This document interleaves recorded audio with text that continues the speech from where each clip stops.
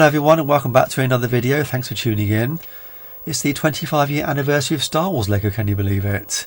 Back in 1999 there was 13 sets released, and over the course of 13 videos I'm going to be revisiting each of those sets and building them in the animation style. I'm going to animate the builds themselves so we can relive that nostalgia.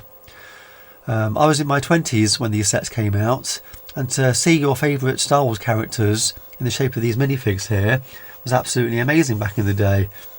It was very exciting as well, because obviously it was something you'd only dreamed of as a kid, and seeing all this again kind of brought back all that nostalgia even in my 20s. Because back in the day previously, before the Star Wars LEGO came out, if you wanted a Star Wars LEGO set you had to build it yourself from your own imagination and with your existing sets. We'd already had a lot of space sets back in the day, and there's some very good ones as well, but obviously it was never quite Star Wars. But through our childhood and obviously imagination, we managed to build our own versions of things and relive that excitement. While I was making this video, I thought I'd challenge myself and try and rebuild an X-Wing using only parts available from LEGO themselves back in the 1980s. I went through all my stash, through my old space LEGO and some of my airport LEGO, and I found the engines. After a few versions, I wasn't quite happy with the wings. They didn't seem quite long enough, and neither was the nose. But finally I came up with this, and I'm quite pleased with how it turned out actually. It's very similar to the 7140 X-Wing from 1999, but obviously the engines are a lot different. There's 8 engines there for the 1980s airplane sets we had back in the day.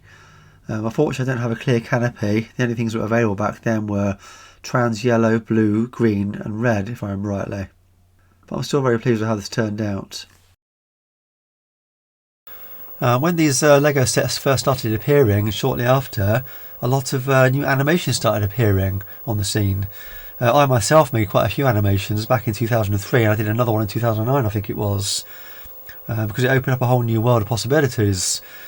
I'm actually just about to get back into redoing animation again, because I have actually missed it, to be honest. It's very time consuming, but the end results are well worth it. So in today's video I'm going to look at my personal favourite, and that's the Snowspeeder set here, model number 7130. I think the designers did really well with this set actually, considering what they had to work with, because apart from the canopy there's no special parts there really. I've got a printer piece on the front there and a couple of printer tiles, but everything else is pretty much standard Lego bricks from the time period. But before we build that one and look at that one, we'll have a look at the other sets that were out at the time. We'll start off with the largest one. This is the Mos Esper Pod Race set. This is the largest set actually out of the range, consisting of 3 pod racers. Got Anakin's there, Sebulba, and I've forgotten his name actually. Gasconus, is it? Gasconus, yeah, that's it. That's the Sebulba's. And then you get a couple of little standees there. Some robots, pit droids. So you've got Jar Jar Binks, R2-D2, Padme, and Qui-Gon Jinn there. Obviously Anakin's just in there. But yeah, that's one of the largest sets out of them all. That'll be quite fun to build actually. Next up we've got the Gungan Sub, another one of my favourites, model number 7161. That previous one was 7171. 3 characters in that one. Jar Jar again, Obi-Wan, young Obi-Wan, and Qui-Gon again. This is another favourite actually. I'm saying it's my favourite, they all are. You've got a TIE Fighter there, Darth Vader's TIE Fighter, and the Y-Wing. It's the scene where it gets blown up actually. I might try and animate that when I build this one. Fingers crossed I can do it. But yeah, that's a really nice set actually. Everybody's favourite, the X-Wing, 7140. Interesting, they did another variant of this 2 years later. I've forgotten the model number now actually. I'll line it up on the screen.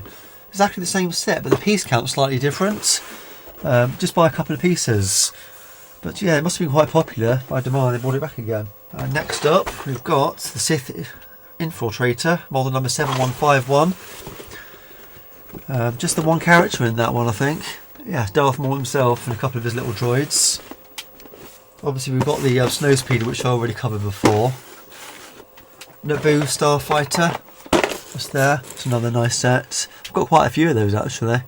They were quite popular. You came across quite a few of those back in the day. Some of the sets were harder to find. But you've got R2 again in there, young Anakin and a couple of battle droids. I was never keen on the battle droids actually with the LEGO battle droids, because After a while, a little bit of movement, they've gone quite flimsy. Standalone pod race with Anakin again, and Padme, and a couple of the pit droids, I think. Or was it just the one? Just the one on that one. Naboo Swamp. Again, another Jar Jar Binks, Qui-Gon, and a couple of pit droids. And interestingly, one of the Return of the Jedi sets there. I always forgot actually that came out in the first wave. I always seem to remember it coming out in the second or third wave. But 2 speeder bikes there with Luke and his Endor gear. Luke's land speeder, just there. It's a very small set of that one. There's a couple of 2 characters, Luke and Obi-Wan himself. Lightsaber duel. That was quite easy to get hold of as well. I got that one second hand myself, only paid £1.50 for it. Qui-Gon Jinn again, another Darth Maul character figure. And last but not least, which is my least favourite, this one here.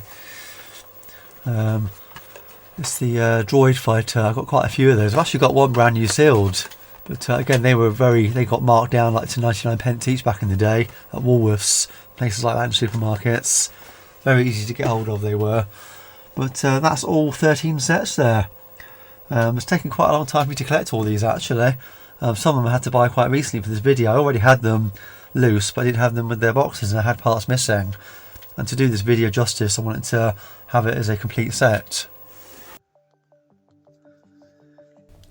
Up next, we'll build the Snowspeeder 7130. Before we do that, let's have a quick look on Brickset and look at its specifications. So apparently it has 215 pieces and minifigs 3, 2 unique to this set. Current value, new £96, used £31, and that's now in 2024.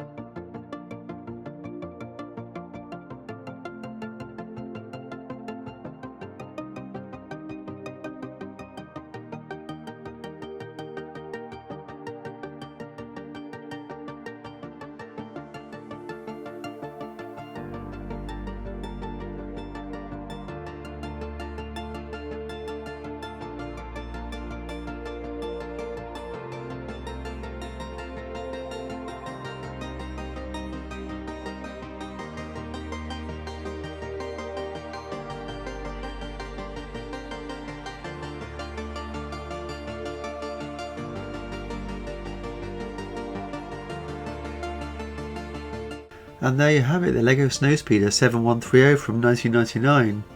Quite a delightful little set this, and they did a few more versions of this afterwards, changed it a little bit, but I still prefer this one.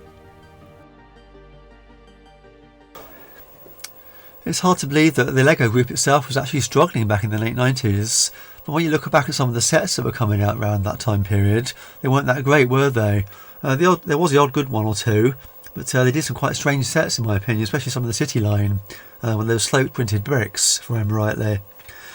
So I guess that's probably why they took the leap of faith and decided to go for a licence, which would have cost them quite a lot of money back then, I would have thought, and probably still does now. It wasn't the only theme they did. As the time went on, they did Harry Potter as well, didn't they, around 2002 time, and many more since. But it wasn't the Star Wars or Harry Potter Lego themes that saved them. I mean, it probably went towards it. It was actually the Star Wars Lego video game I've got playing in the background there on the PlayStation 2 here, which you can probably hear whirring away. The one I've got here is actually Star Wars 2, the original trilogy. So it's got all the films there in one game basically. But originally it was just Star Wars.